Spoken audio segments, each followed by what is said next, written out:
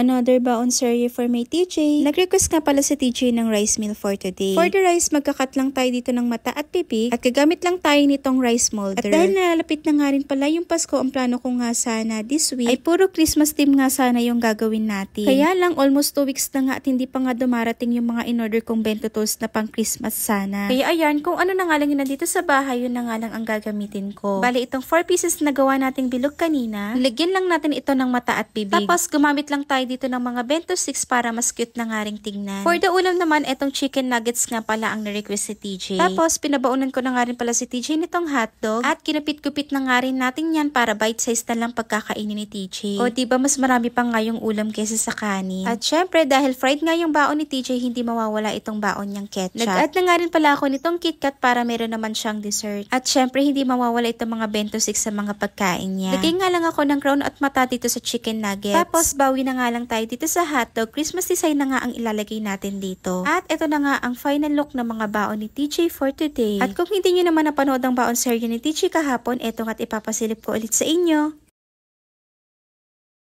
Another baon serye for my TJ. Lax lang naman ang mga na-request na baon ni TJ for today. Bali gagawa nga lang tayo dito ng sandwich. At dating gawin nga itatanggalin lang natin itong mga gilid ng tinapay. Basta ayaw talaga ni TJ yon. Ifaflatten na rin pala natin itong tinapay gamit itong baso. At dahil nalalapit na nga yung Christmas, yung theme nitong gagawin natin ay syempre pang Christmas na rin. Bali gumamit lang ako nitong pine tree shaped cutting molder. Tapos isaset aside na lang muna natin yan. At syempre ito na nga ang pambansang palaman ng mga bata. At hindi nga rin ito nawawala sa weekly baon ni TJ. Kinapalan ko na nga rin pala yung paglalagay ng Nutella para mas lalong ma-emphasize yung pine tree na kinat natin kanina. At sa pagde-design naman gagamit lang ako dito ng candy sprinkles at pati na rin itong mga nips. Mas okay nga sana kung pang Christmas talaga yung ilalagay ko ditong mga toppings. Kaya lang hindi pa kasi dumarating yung mga in-order ko. Kaya ayan, nag-DIY na nga lang tayo dito. At syempre hindi kompleto ang Christmas tree kapag walang star sa ibabaw. For the fruits naman ni TJ, itong dried strawberries nga pala ang pinabaon ko sa kanya. Lately nga pala si TJ ay nahihilig talagang kumain ng tuna. Tapos kadalasan niya nga itong tinatopping sa mga crackers na biskuit. Basta nahihilig talaga siyang kumain niyan. At minimerienda niya talaga yan dito sa bahay. At syempre hindi mawawala itong mga bento sticks sa mga pagkain ng aking TJ. At nakakatawa nga lang ay unti-unti ko nang napupuno itong lagayan ng bento sticks niya. At syempre pang Christmas na nga rin yung mga ginamit kong design. Lagay na nga rin pala ako ng spoon para sa kanyang tuna. At ito na nga ang final look ng mga baon ni TJ ngayong araw ng Tuesday mga mari at nakshi. Ayun lang. Bye!